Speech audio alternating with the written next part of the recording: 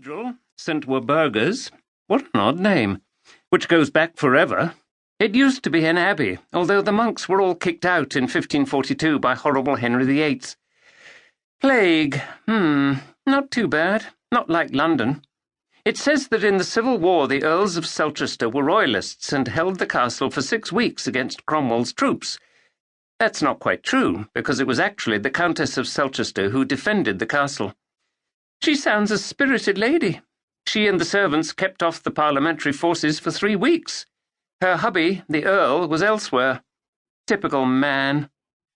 That guidebook does not call the Earl her hubby, Hugo said, stopping to let a woman with a pram cross the road.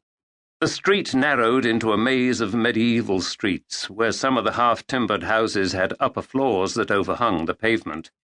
"This street is called Snake Alley," Georgia said, consulting the map in her book. "I like the names here. Some of them are really weird." Then they were driving through a gateway set in the remnants of the old city walls and out onto an ancient bridge arching over a placid river. Hugo said, "The turning should be coming up. It's supposed to be just the other side of this bridge." Georgia gave a triumphant cry that nearly caused her brother to step on the brakes. "Look!" A withered wooden signpost, on which was written Selchester Castle, pointed to a pair of wrought-iron gates. They were open, and as he turned off the road and drove through, Hugo said, "They're rather fine. I wonder how they survived being melted down in the war." "Clout," Georgia said. "Probably just the War Office." Hugo manoeuvred the car round the first bend of the drive. "They requisitioned the castle, and I expect they needed the gates and a guard." They drove round another bend, climbing now, and Georgia let out a vulgar whistle as Hugo slowed down, his attention riveted on the castle, whose massive stone walls seemed to grow out of the hillside. Narrow slits for archers told of its fortress days. More modern mullioned windows spoke of peaceable times. Power, thought Hugo. Selchester Castle dominated its landscape, just as its inhabitants must have dominated the town for centuries. "Wow," said Georgia. "When you told me we were going to be living in a castle, I thought it would be one of those crenellated houses. But this is the real thing. It's even got towers. It's like something out of a fairy tale." "Or a horror film," Hugo said to himself. They drove up the rest of the mile-long drive and then through an archway that led into the inner precinct. "A portcullis," said Georgia, leaning out of the window and squinting up. "It's all frightfully grand. Do you think we're being lodged in the stables or in the servants' quarters?"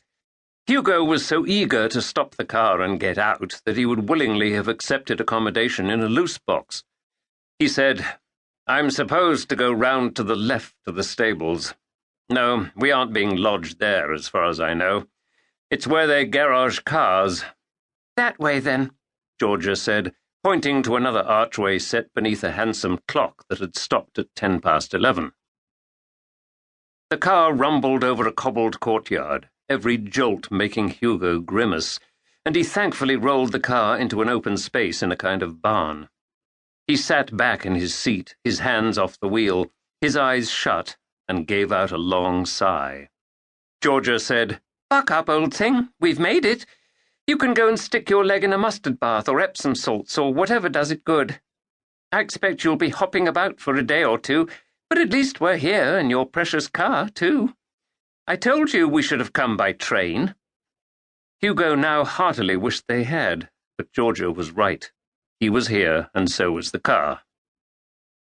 It wouldn't have been his choice of accommodation, rooms in Selchester Castle, but Sir Bernard had written to him, saying that there was this pile, unoccupied except by one member of the family and a couple of live-in staff to look after the place.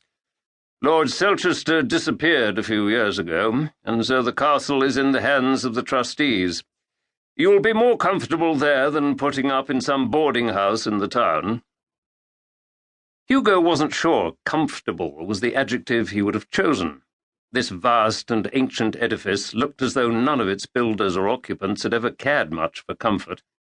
It spoke of violence and force, not of cushions and good food. As he limped round to the boot of the car, a man who looked like a